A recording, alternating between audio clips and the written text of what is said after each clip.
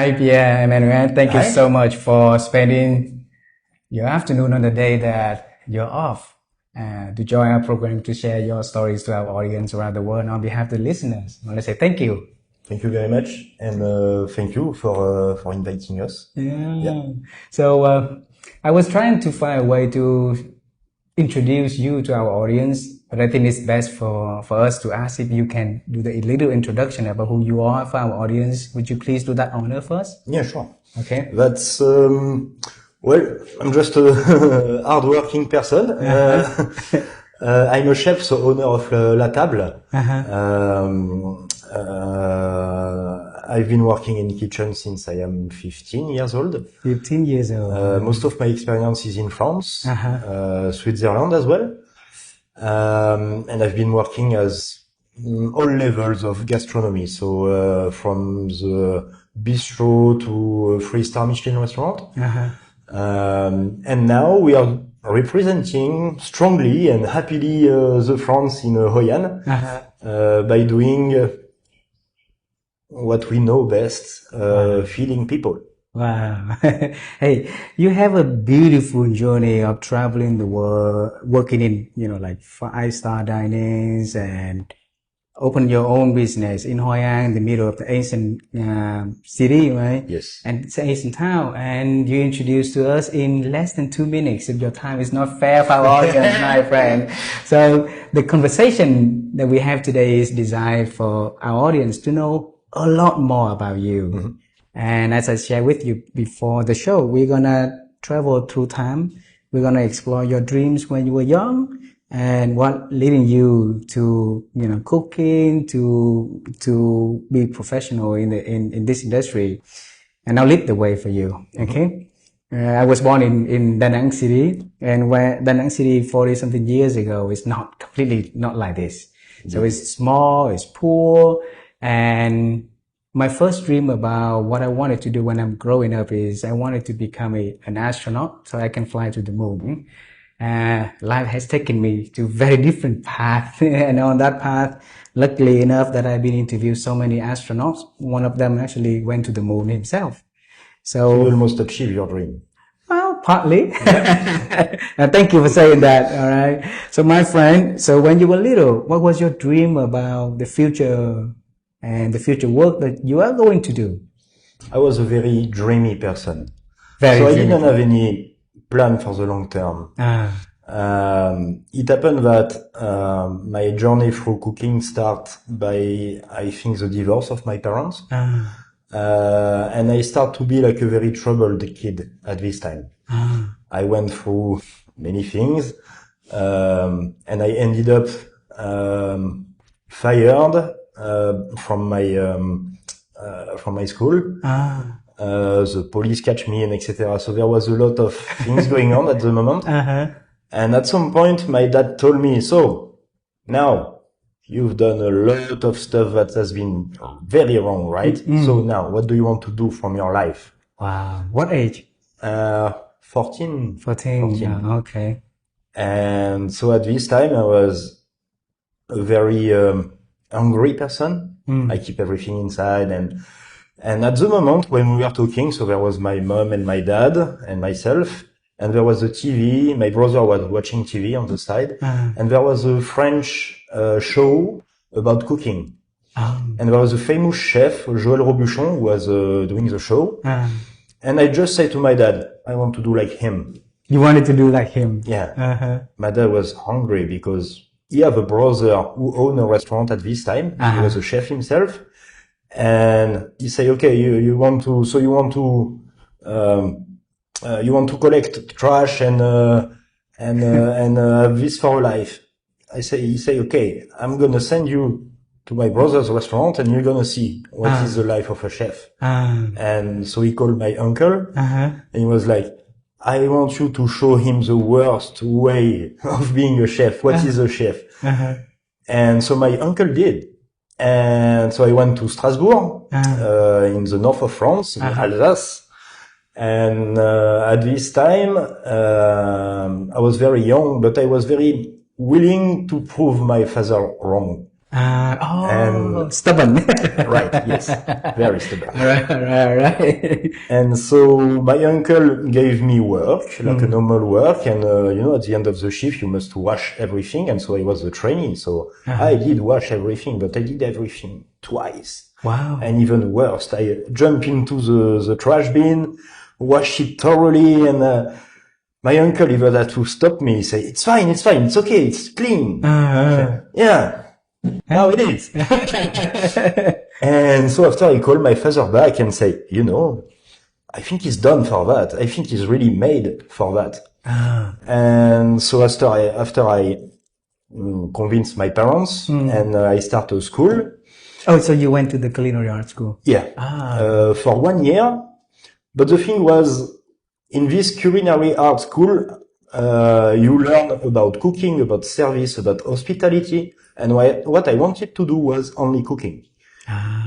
So it was not fit for me. And so together with my parents, I was 16 at this age. And we decided that I have to do training, apprenticeship. So I went to the most famous restaurant in the region I was in, which was in the south of France. And it was really fulfilling, but really hard as well. I learned cooking the hard way, like with people shouting at you, people throwing pans at you, etc. So, but I think it made me stronger. I'm not really happy about that. But it was the way it is. So yeah, I learned like this the hard way, and after I continue my career through many other restaurants. Do we have to go in details of each one? Yes. Yeah. Share with us more. Yeah. So yeah, and again, I was a bit lost at this time because it was hard for me to make the balance between what was really cooking, what became my passion, because at first it was just something that came instantly. I didn't plan for anything. But I find the passion in that, and I find that you learn how to be more patient in that. Yes, indeed, more patient, and also cooking remind me of my mother, which I love dearly. My mother remind me of my mother, my grandmothers also. Because they cook at home. Yes, and it actually activates in my brain some souvenirs and some reminiscence of childhood. And my childhood is really there to me. Like it's something if I wish I go back to childhood like right now. So yeah, it actually creates something in me that make me feel better. And also by doing this, I saw people happy about what I was doing.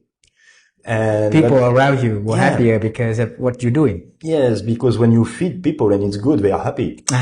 That's as simple as that. Wow.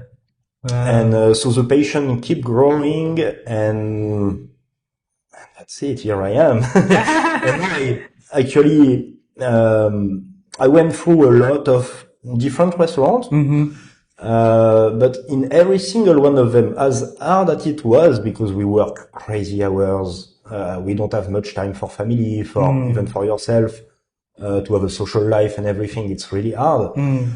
But it's what keeps me doing things that, my story is just a story of someone, passionate enough. Really finding you. Yes. Who I actually express my love through cooking. When I do my menu, when I do my à la carte menu, the first thing that comes to my mind is the reminiscence of taste, because right now in my memory I have a memory of taste, like a library of taste, if I may say. That is really there to me and that I want to share with people. We're going to explore that because, I'm not a chef and many of our audience are not a chef also. But I think memories are important, and we will have different way of storing memories to help us to remember who we are, the past we had, and the present that we are having at the moment to lead us to the future also. So we're gonna get back to where you are with the way that you put the memory of food, smells, and the taste later in this conversation. But I bring you back onto the moment that your father and your mom and you were having that big conversation, right? Because they wanted you to be serious about your future. Yes. And back then, 14 years old, I don't think that you know what the future is. No, yeah, nobody at the age of 14 years old, you know. So highly likely the chance that you saw something on the TV and you say, I want to be that guy. Probably I did that many times in my life also, my friend. Okay. But you did pursue for that. Yes. Yeah. So later on, when you refused to go for a completion of culinary school because you particularly very specific wanted to do the cooking, Yeah. not the cleaning, not the serving, but the cooking. What made you so determined that you only want to do the cooking?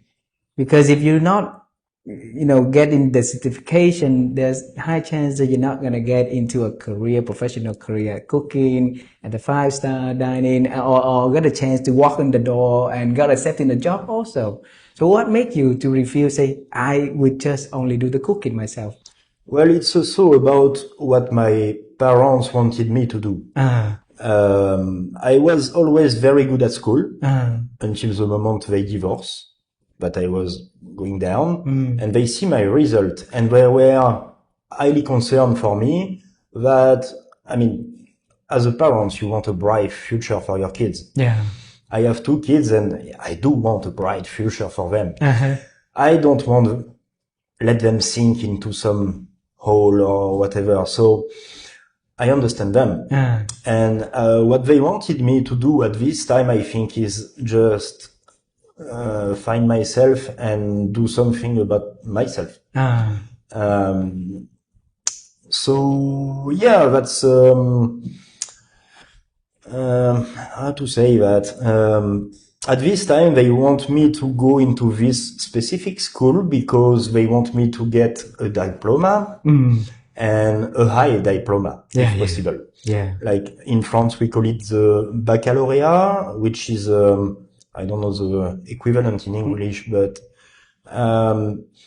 and they wanted me to have this through this school to actually prove myself that I'm not only a cook, but I can do also management, stuff like this. So you get equipped with everything. So yes. Yeah. But again, I get stubborn and and no, what I didn't see all that. And what I wanted only to do was cooking, learn how to cook. And this, I don't know the reason why. I can't tell you. Wow. So when you apply for, let's say, different hotels, right? Let's bring you to the first, restaurants when you apply. I might be wrong to ask this question, but it seems to me that the people will get the qualification through, the degree that you had, the program that you had, the experience you had. So you did not have much experience. You only loved to cook and you did not have the certification. Right. So how did you qualify for? There is many levels of qualification. Okay. So you can go through the normal way, through the way of going to school. And so you stay at school for like 8 months, and during the summertime, like 2 months, you go into a restaurant or a hotel or whatever, and you learn the job on site. Experience on the job. Exactly. Okay. What I choose to do was the opposite. I go through in the restaurant like 3 weeks a month, and 1 week a month I go to school to learn the rest. What you have to learn at school, right? And so I did that. It actually gives you a degree, a kind of degree that in France we call BEP. Like it's a brevet d'éducation professionnelle. So professional school degree. It's actually lower than the one you have in the big school. but you learn more about the job. You have more, So you have less of formal classroom, but you right. have more of like the cooking experience in Exactly. the restaurants. Exactly. Yeah. I think it's more important than having a lot of experience in the classroom and have I less. don't say it is, just at this time that was I wanted to do. Okay. Yeah. Okay. And then you move from one restaurant to the next restaurant, and along the way you work in the very high-end restaurants. So what made you like get into trained by all the masters for in your life like that? Well, I'm not sure about your So question. the question was, you were working under a different restaurants, Right. high pressure restaurant. Yes. Also, you say that you work a lot of hours and you didn't have family time and stuff. And in this environment that hassle, the people throw things at each other, yelling at each other. But you learn a lot from those experiences also. So, who's the master that that help you to really boost your cooking experience and career wise? There is not one master. There is. I don't have one mentor. I have many. Many mentors, yeah. And all of them, they have a bad side and a good side. And so I did my own mix. And that's why what I express here in my own restaurant right now, Okay. it's the sum of all what I learned before, as good as bad. And I try not to repeat The bad one. the bad one. Wow. I try to learn. Actually, even a bad experience is a good experience because you learn from that. Yeah. So yeah. Yeah. Normally it's easy for you to say that and do that, but it's not easy for other people. If you look at many chefs out there, they've been trained by their masters and they will act in the same way that their master acted. Right? And I did also. Huh? I also did at some point. Okay, so how did you change and only keep the one that you like, the good one, and minimize the opportunity, the potential of step on the bad side that you didn't want to see? Yeah, because at some point you are in kitchen, you are under so much pressure, daily pressure and instant pressure. Yet you must deliver something like the guest is waiting for you, waiting for his plate, he's hungry. So you have a lot of pressure to fulfill that. At some point you make so many mistakes that you cannot even fulfill your own job. And that's what makes me realize that I did something wrong. And I am someone who always question myself. I think the most thing that defines me is the doubt. The doubts. Yes. What keeps me doing things and keeps me asking myself if I did yesterday or if I did 5 minutes ago was good. Wow. Yeah, the doubt is really what, and even when I'm doing my menu, for example, I'm working on my menu since 1 month. That's a huge amount of time. Because, again, I have a lot of desire to fulfill and a lot of guests to feed. So I want them to feel what I feel when I cook. But it must also please a certain amount of people. Yeah. And for that, you have really to ask yourself, to taste, to, always put yourself in question, to just know if what you are doing is right or no. Because the guests, they will tell you. Yeah. Wow. And when you say that you had a lot of doubts and that's changed you, I don't think the doubt is the right way to say it. You have a lot of reflected, that you decide to reflect and see what works and what didn't work. So at what age did you build that capacity to ask you a lot of questions to help you to find the better way of doing things, the better way of thinking, the better way of expressing the way you think to others? It came through time. Full time. So at what age, when you start fully, I can't say really, but I think by the age of 25, I really start questioning myself if I was doing things right in my life. Alrighty, bring it down to that 25. So that 25, you've been in the restaurant cooking for 10 years already, right? And what makes you to re-questioning yourself after 10 years into that industry and then asking whether or not you're in the right industry? Because at this time I have a girlfriend and she get pregnant. So at this time I have to think not only about myself but also about family. I have something bigger upon me that was coming, and actually never came because she lost the baby. But at this time, yes, I start to think differently. That I was not doing things only for myself, but maybe there was another future for me as a father, as a family man, and I didn't experience this before because I was only doing things for myself. So that made me question all my choice in life, basically. And yeah, that's really, I think, what makes me change. That's as simple as that, yes. Yeah, I'm sorry about what happened in 25 years ago. No, it's fine. Yeah. Because it was a bad experience, but teach me a lot, and it makes me realize a lot of things as well. And then since when you starting to move out of Europe? When I came to Vietnam, so 2017. 2017. Yes. And what made you to, came to Vietnam? Because you can come to any other country. I saw my friends cooking in South America, in, the Dubai, and you moved here. So share us that experience. Actually, I was bored about the way we work in France.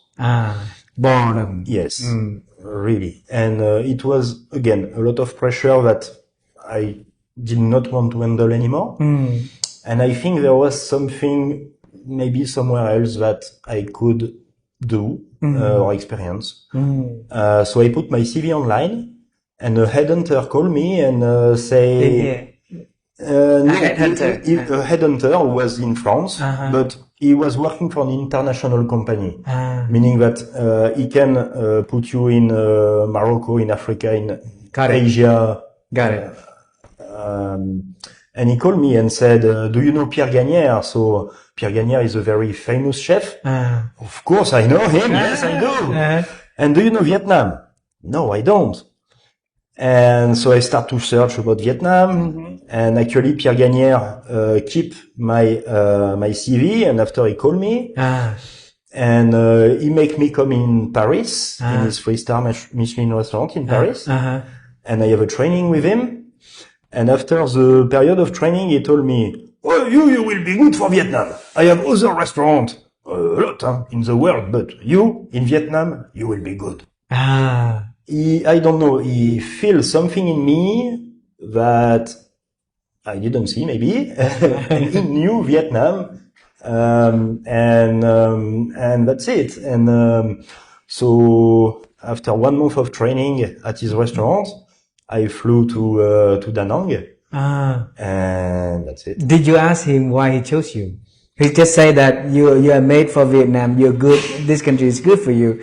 Did you ask him why? Did he say so? Or? Yeah, because he saw the way I act with people, and I am a very now calm and kind person, and I was exactly myself at his restaurant. I do some tasting also with him, which is very important for him, and he say, yeah, the way you are, the way you cook, it will be good for Vietnam and good for you.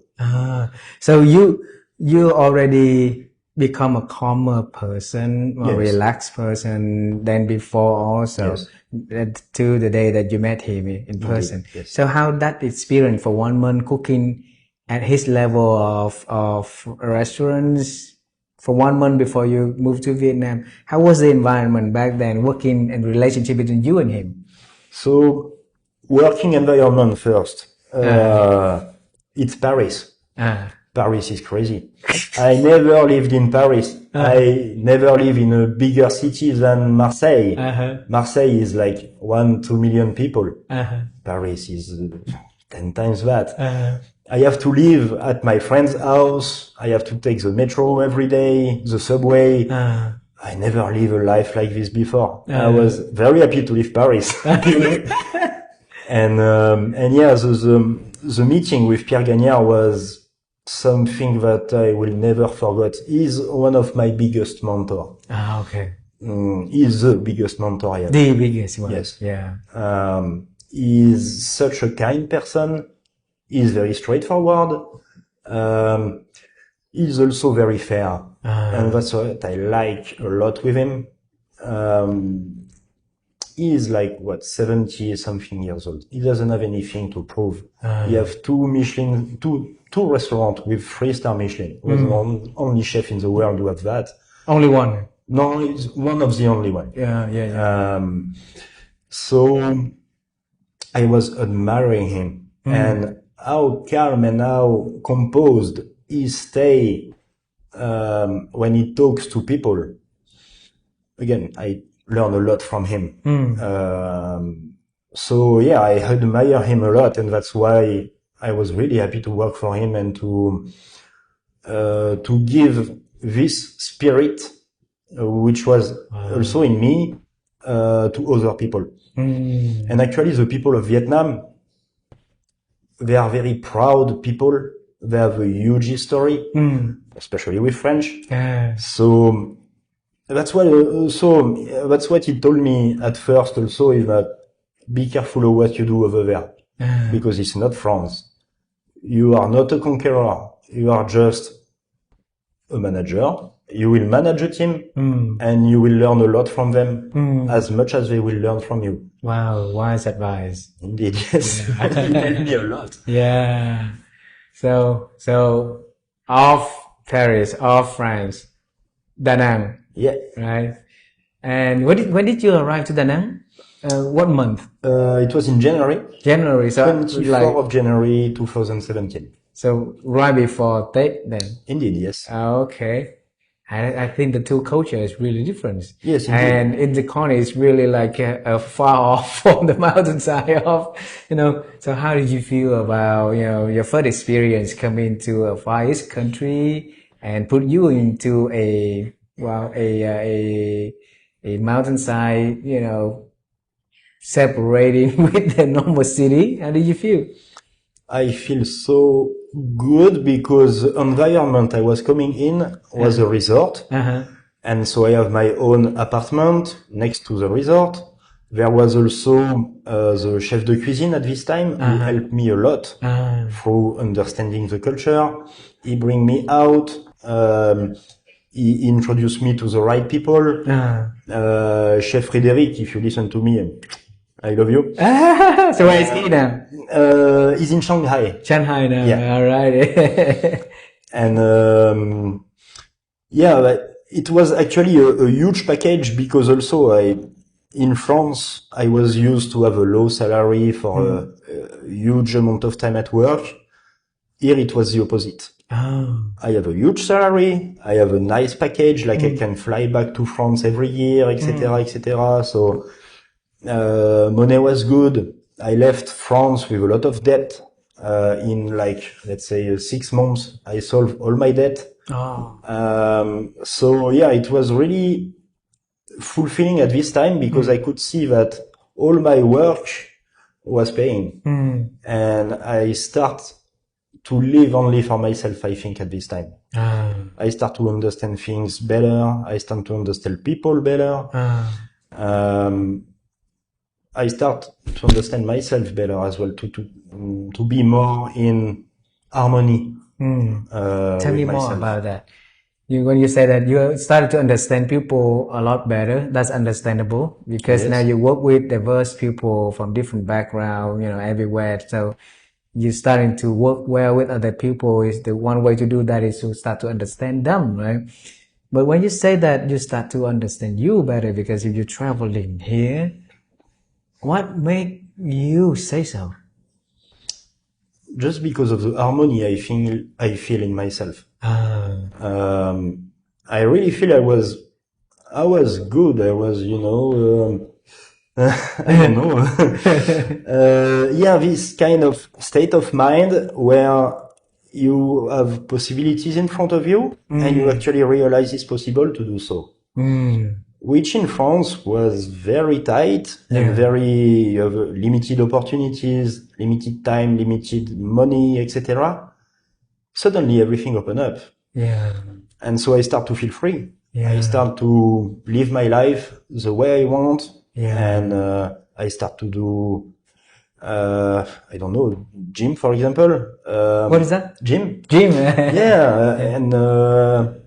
And stuff like this. I start to have a lot of friends, which I didn't before because you did not have a lot of friends before. I have friends, but very close friends. And, but right now I could go into a bar and talk to someone, which was impossible for me before. That's why it's strange for me when we met outside and I look at you, I look at your eyes, I look at the way that you observe the table when I talk to Rosie, right?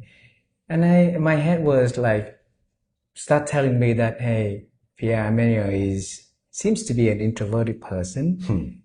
And then you told me like that you're not. But now in this conversation, you see, before you came to Vietnam, it's hard for you to talk to a stranger. Indeed, yes. So perhaps that introvert is there for you. And then when you start to feel peace of mind for yourself, have the freedom of thinking, have time for you to think and to rediscover who Pierre-Emmanuel is and what is it that he would really want to do in life, you start to be more open. Indeed, yes. Yeah, and starting to have, be able to connect and talk to a stranger easier, right? Yes. I think now let's talk about the company, the restaurant that you opened.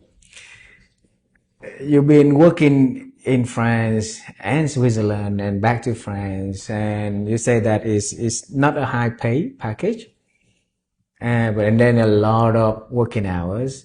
Then you move here, you work a lot less hours with a lot more benefits, right? And those sometimes become a golden curve that handcuff our hand for not pursuing something different. Right? So you move from one 5-star to the next resort, to the next country, to the next country. That's something that we tend to see not only, people in the industry like you have, but in almost in every other industry where expatriate program is designed like that also. But then you decide to, stop the big package. Yes. To pursue the dream. Yes. That you wanted when you come. That happened for, when you're at 14 years old, and it happened bigger and bigger here in Vietnam.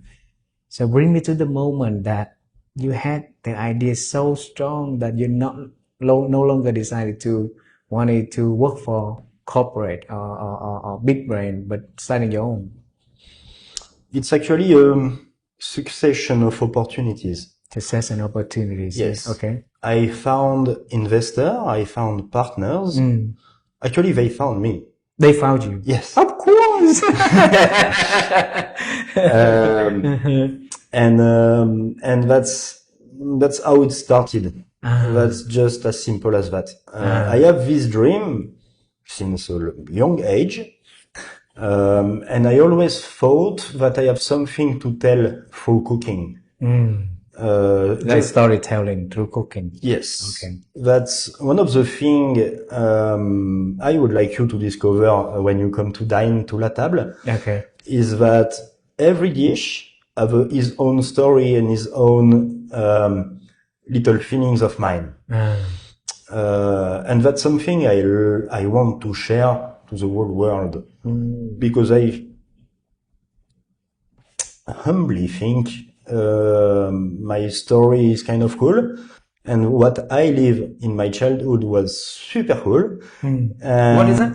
In my childhood, I live and I eat a lot of wonderful things, and I just want to share that. From your mom and your grandma, and outside Yes. also, or which mostly from mom and grandma. Yes. You mentioned about a library of emotion, of taste and stuff. Yes. And that is very new for me to hear.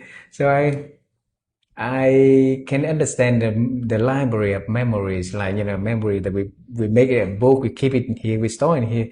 But something smell, something you touch, something that you have the experience, and you packet it to something that you put onto your library of smell, of taste. How did you do that? That's inside of me. I have no Inside. idea. And just because I love it. And that's what also Vietnam teach me, is that beside my mother cooking, there was things like the chili, the durian, the fish sauce, the mam tom. There was strong taste with their own story as well, that are completely different from my knowledge, from what I knew before, but that are also very interesting. Cool. My wife make me eat durian. What is it? Durian. What is that? Durian. Meat. No, sorry. Soring. I don't know. I'll ask her later. Soring. Sorin. Yes. Durian. Yes. Yes.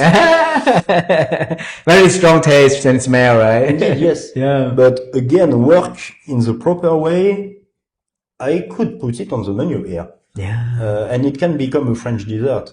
Wow. So you have a way to process the smell and the taste and made it becoming something that servable, cookable for other people to enjoy with the story behind also. That's a talent. Not everybody can do it. But that's what chefs do, they transform what Mother Nature gives us, and we try to make things better than what the nature gives us. And then you say that you have to find a balance. Yes. Between, pursuing the dream that can serve, only a few, and then now you have to balance between those that you can serve and the majority of the people who can enjoy. So where is the balancing point as a curious and creative person like you to know, hey, try to this amount of of time and amount of taste is good enough, so that for the major population? That's for experience, I think. Experience. Yes, because I feed a lot of people, and I especially right now understand better the Asian guests through my experience with Pierre Gagnère in La Maison. He came there also. He came there also, yes, of course. Okay. We cooked together, and yeah, that was super cool. But at some point during the COVID time, I was hired as a pastry chef. So I was only taking care of dessert. There was a chef de cuisine, there was a sous chef, so I didn't take care of the kitchen at all. Okay. Only take care of the sweet part. And during COVID time, everybody left, and I found myself at the helm of the kitchen, which fit me because I have a background in kitchen. So you do everything. You did everything. Yes. So I was able to. So we call Pierre Gagnère and we say, okay, what we do? He said, can you cook? He said, yeah, chef. Look at my CV again, please. And yes, I know. So I sent him a proposal of a menu.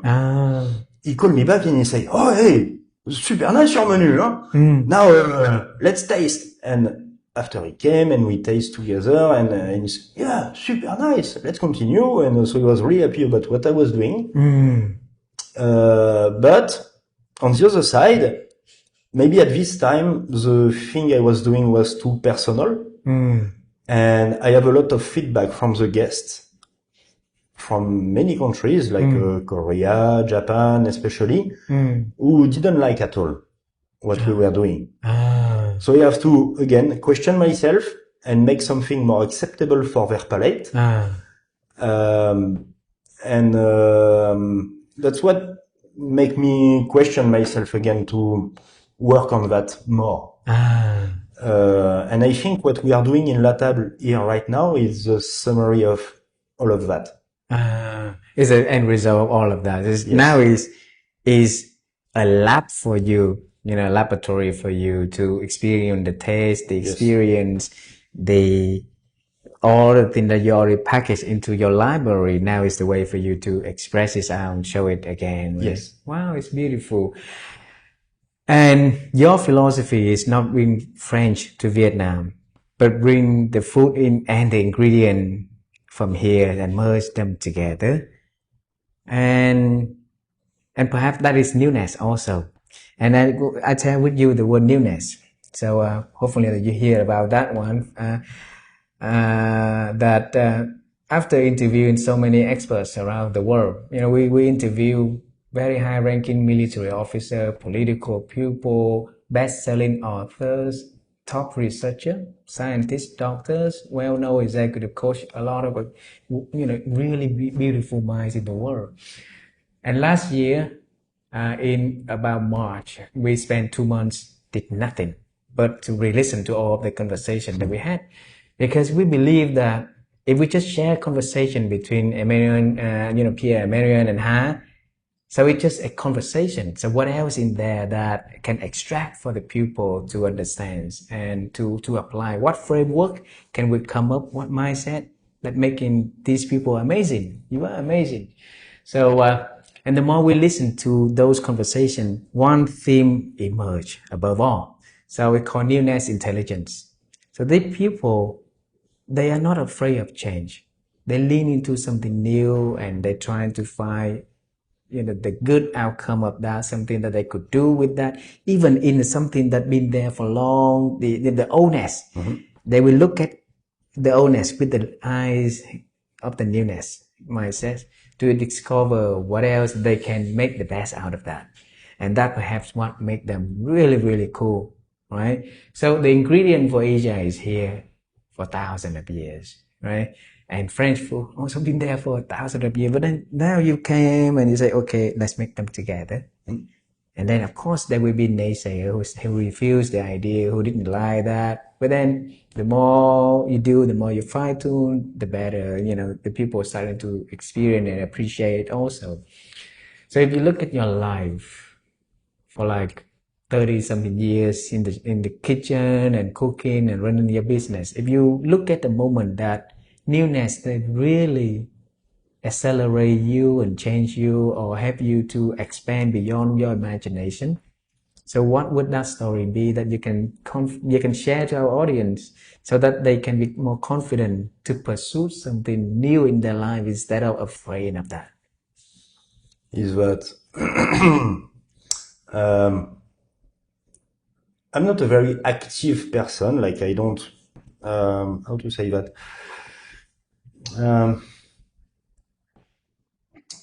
I like change. You like change? Yes. I no doubt you have the newness intelligence inside of you, so you no doubt. Yeah, that's when I talk earlier about doubt. It's exactly this. It's like, for example, I try to see every guest that come to a restaurant and look for their feedback, especially the bad one. The good one, yeah, okay, we did our job, that's fine. But the bad one is what interests me. And right now also we have the reviews, that sometimes kill you. Like you think you did your best and the guests leave with a smile, and actually they leave a review with 2 stars or 1 star. But even this makes me question myself about how can we make things better? Did I did the right thing? Did I give everything I had? And that's what gives me the energy also to look forward, not because I want to please everyone, because you never can. Yeah. But just to make sure I did things right. And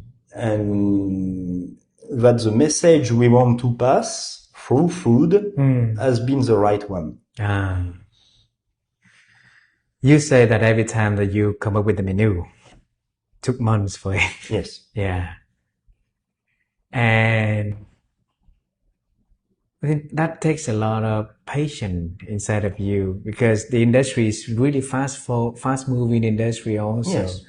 And and people tend to be like introduce something new to the menu, something new, fast.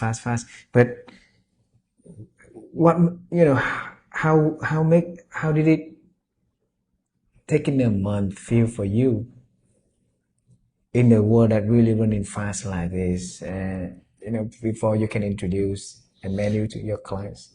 I'm not, also I am very realistic about the present.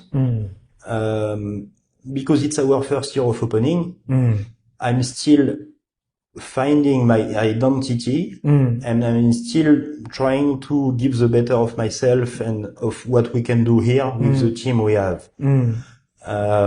So I don't know if it doesn't really answer to your question, but I'm not actually a rush about changing the menu absolutely yet. Have to be this date exactly, like our marketing lady is killing me for that. Like she's telling me, I have to know 2 weeks in advance. I say, yeah, but it will be when it will be. I cannot tell you, and I don't want feelings, the instant. Yes, I don't want to rush myself to exactly do things at this very moment because someone told me to. No, I did that all my life. I didn't open my restaurant to do that. So yeah, that's why also I talk about the realistic of the instant, because that's really important for me to do something that my team can reproduce. Everyone have day off. Sometimes I might be sick or I might not be in the restaurant, so they must be able to duplicate exactly what I want. So yeah, that's a certain amount of things that bring me to this decision mindset. I don't know how to say, but yeah. The more, because I'm not a chef, so I'm trying to put myself in the situation to understand the way you show your love through the food. Okay, and it seems to me that it's the process of telling story from a chef is really, really beautiful, because as a writer, as a reporter, as a journalist, we use word to do it. Now you use ingredients to do it, to show it. And if a little more ingredient will taste differently, a little less it will taste differently. Yes. Yeah. So I want to explore the way that you tell story through the food. How do you start in the process of telling story and make a story, through a dish and serve other people? It's actually not only about ingredients. It's also about the ambience. It's about the plate itself, like the plate, about what the waiter is telling you as well. Because if you just put the dish on the table and go, and that's it. There is not much, and there is only ingredients at this time. What we want to do here is very different, is to exactly bring this story to life. And for that, everyone have a role to play. The beverage we serve with the guest is as important as the dish itself, because it can also not match together. So it has to synchronize every step of the way. Indeed.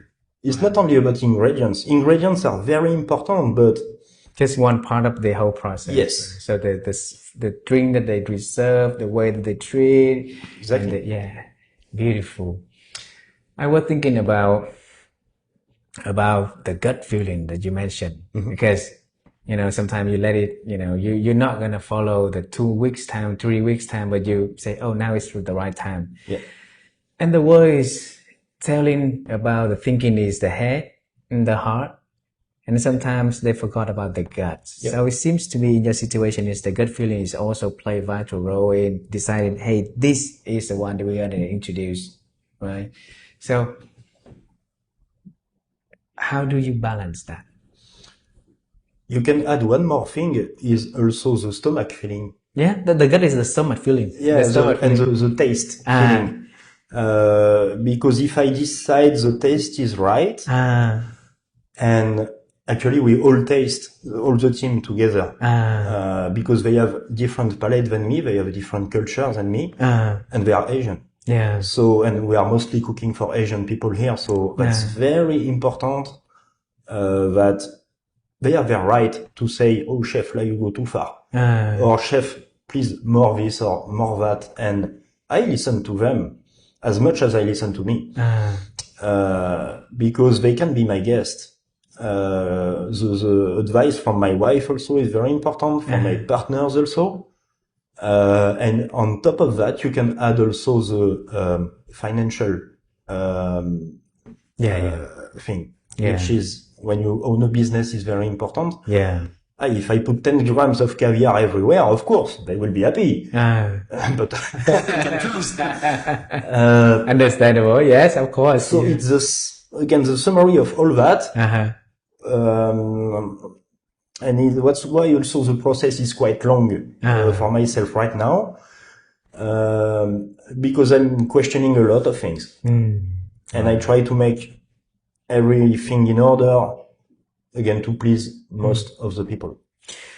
Earlier, you say that you had a lot of mentors, that you had things from them that you love and you definitely gonna bring to your workplace. Yes. And the way that you show up, the way that you lead other people, right? And that definitely the things that from them that you never want to do it in your life. So pick one that you really like and you always use it at work, and pick one that you never like that you recommend all the chefs out there, all the managers and leaders out there to not doing. So the first one is kindness. Kindness. Yes. Wow. This is from Pierre-Emmanuel. And the second one is violence. Violence. The worst that can happen. So that throw in the things. Yeah, and also in the words. The words. You can be very violent by words, and this is unacceptable.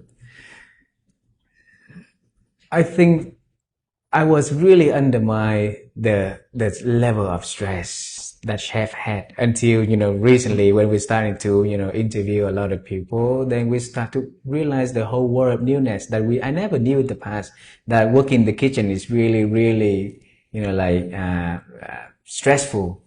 I started to understand more from my mom and my wife because, me and my children are always like bothering them. But look at you guys, you serve so many other people from very different background and very different expectations, from different emotion when they walk into the door also, right?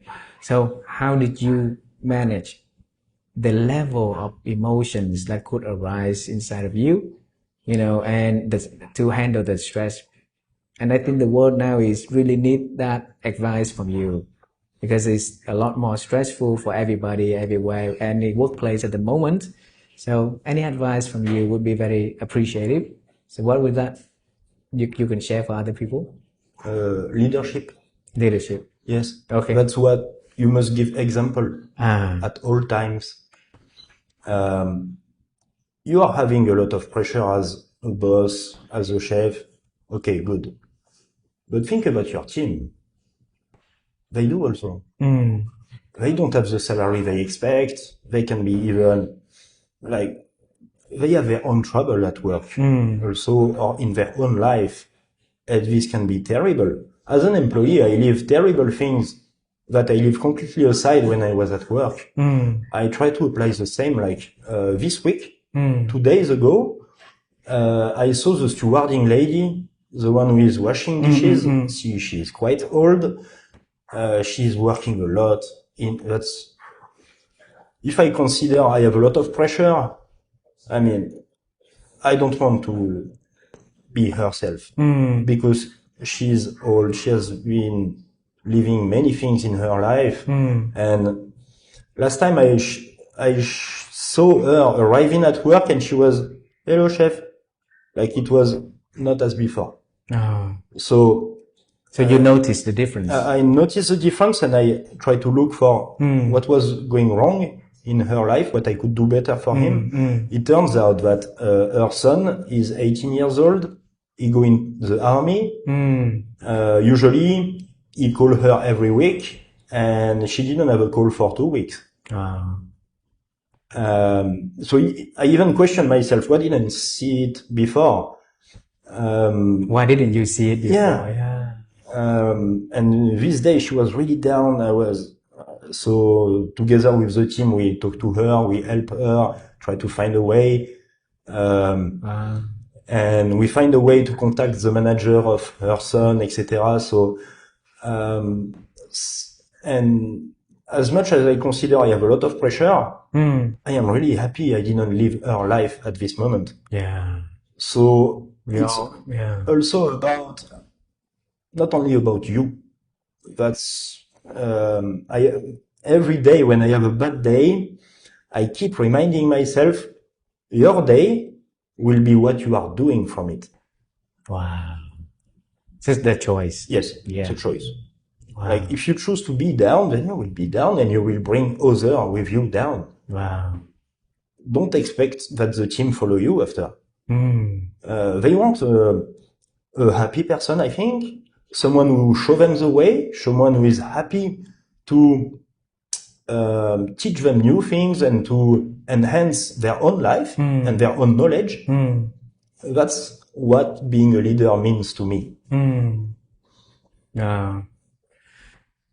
After so many years, if your parents look at you when you're 14 and now, and what do they say about the transformative, inside of you? Well, they see the transformation through the years. So it's not only, but I don't know. That's my mother came last month, and I was really happy. She finally can taste what I do, etc. Wow! So that many years for her to finally can taste what you. Yeah, actually, she always come to all the restaurants I work for, and she always. But this is different. This is really me. Your own one. Yes, yeah. and so I don't know. I was just very proud and. That she can see that and experience what we are doing here. So, wow. Happy for you, happy for her. Yeah. And for the people who want to come here and try your food, right? So, as the owner, as the creator of the culture of the food in here and the way that you want to show up for them, right? So if you can narrow down into a few things that you guarantee that they will have the experience in here. So what is that Pierre-Emmanuel can offer for those who come? That's very simple. It's just a good moment. The good moment. Eating quality food and maybe experience something new that they didn't before at a fair price, because I believe our price is very fair compared to the market in Asia and in the Western world. Yeah, that's it. Wow. Just as simple as that. A good moment, high quality of food, new things, new taste, with a good stories inside of each of the taste, yes. Right? Yeah, and a fair price also. Alrighty, a few last questions for this conversation. The first question is about thinking. Because my wife and I, we love to help people to improve their ability to think. Perhaps that is something that we've been wanting to do ever since. We didn't know until we started to do this program. And one of the best way for us to do that is to ask the people who join our show to share the practice that has helped them to expand their thinking. So, Pierre-Emmanuel, so how have you been expanding your own ability to think over the years? By listening to people. Listening to people. You see, for example, by this conversation, I learned a lot from you. Because you have the ability to come back to what I was saying just a few moments ago and ask a very accurate question about something else, and that's actually super interesting. So, thinking also, it's something very personal. I'm someone who think a lot. I'm curious. I have my own moments. I need my own moments of loneliness, but it's not loneliness on a bad way. I need my alone moment. Your own time. My own time to think about me again. What did I do today that was good, that was wrong, that I can improve, that, and I think if you cannot spend time alone with yourself, you cannot spend time with others, or this time will be something else. You will be, I don't know, but I am only good and I feel only good with other people when I can feel good with myself. So the inside out. Yes. Yeah. So with that being said, what is the one thing in your everyday that is non-negotiable? That is something that you will do every single day. Is a rainy day? Is a sunny day? Is a good day? Is a bad day? What is the one thing that is always on your to-do list? My coffee in the morning. I'm sorry? My coffee in the morning. Make coffee in the morning. Yes. So what brings me to life. When I don't have my coffee, it's very hard. So what kind of coffee are you drinking? Espresso. Espresso? Yeah. Okay, 1 shot or 2 shots? Usually 2 shots. I like it long, infused. Alrighty. Thank you for sharing. It's a pleasure. Yeah. I recently explore a cold brew coffee. Yeah, and I'm trying to, enjoy the cold brew coffee at the moment. I used to drink a lot of espresso myself. And I think from you, I'm going to, find my way back to espresso. Now is the moment of appreciation. You mentioned about, the chef, the many chefs that, many mentors that you had in your life. Yes. Okay. I know this question is not going to be fair, but I'm going to ask you to pick one because we're going to send this part to that person. One chef? Yeah. So you have to pick one, and who's the person is and what's the message that you want us to, from a random man from Asia to send a secret gift to that person on your behalf. Wow. And you have to be a chef. It could be anyone. Anyone. But cannot be in your family, sorry. Yeah. It has to be someone outside of your family. Someone that has great impact on you, on the way that who you are today, and still alive so that we can send the message to them. Ooh, that's very hard. But I think it will be Pierre-Emmanuel. Okay. Alrighty. Yes. So what would that you say to him? Say to him. Okay. Thank you, chef. Yeah, you were right. Vietnam fits me. And thank you, chef, for bringing, a superstar to my country, and we really appreciate that. And you also helped him to change a lot during the trip here also. Indeed. Right? Yeah. Indeed. Last question. Let's travel time with me one more time. So we're gonna travel time to the day that your parents had that conversation. I think the tension was there, right? The tension from you also was there because you're trying to protect for who you are, and you were lost on your way also. That's why all of the anger, all of that, pressure was there. And your parent was, having conversation because of love also. They wanted to know, what is that for you and how they can help. And within the communication along the way, so I got some tension for both. Now you got into that table. You and I are going to walk into that table. We get 2 chairs. We're going to just sit next to the 3 of them. So you have a message to your parent. You have a message to your young self about the future, about anything that you want to tell them, anything that could be benefiting for you also in the future. So what is that you can travel time and talk to them? I would say to them, Them hear their parents first, or you first? I would say to them, listen to him. And I would say to myself, listen to them. Wow. Explain a little bit more, because this is short, but I think it's really deep. Because in listening, you have also understanding. Listening to someone is also understanding what he wants to say to you. So yeah, it's include the understanding part as well. And the understanding part is very profound, is very very precise. So in this conversation, I wouldn't change anything. You wouldn't change anything? No, just both parts have good things to say, and and it ended up that both parts were right. My parents wanted me to do something better than just washing dishes.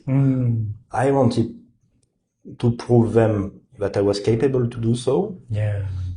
So at the end of the day, everybody now is happy. So if you could create a change, any change in the territory of your life, the trajectory of your life, what is it that you're going to change? I don't know if I can say this in front of the camera, but I don't know if I can say this in front of the camera, but stay away from drugs. Stay away from drugs. Yes. Yeah. Well, it should be saying in front of the camera. Yeah. Well, my friend, thank you so much for this beautiful conversation. I'm really glad that I have a chance to meet you at your beautiful restaurant and have a beautiful story, of you to share to the world. I'm so happy to know you and Rosie in person. And I think this is the beginning, right? And let's make it more, make it meet often. And thank you for being so generous to spend your off day to come and share your stories to our audience. There's a lot of learning in here, a lot of wisdom in here, a lot of, if I can count, right? Listening to other people's perspective, spend time you really spend quiet time to think and discovering, right? Notice other people around you, because the way that you notice people is the way that you can notice back onto you. Have reflective moment. Yeah. And if you want to love other people, you have to love yourself first. So that is a lot of, things that on the way, and learn how to build your memory library of, taste of food, and how to bring it back into life, right? And tell the stories. What else do I remember? Pursue newness, right?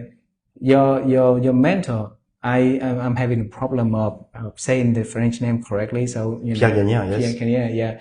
He told you to come to Asia, to come to Vietnam specifically. You respond to it with a yes by just Google searching, and along the way, it's a way of you to show up in life, like you said. You can carry a bad day with you, but you can choose to, do whatever the day in your own attention is the choice, right? Yes. And if you choose correctly, choose it rightly, then, your energies will not only affecting you rightly, but also affecting other people from you. And that's for spiral backward, back to your life also. There's a lot of wisdom in this conversation. And I think that the whole journey of transforming is very beautiful. And thank you for sharing that. And it was a pleasure. I actually learned a lot, and talking is always very good, even for yourself, because you make you ask me some very personal question, but also some very deep question. I have to again question myself, and that's always good. So thank you for that. Thank you very much. Thank you. Bye bye. Thank you. Bye bye.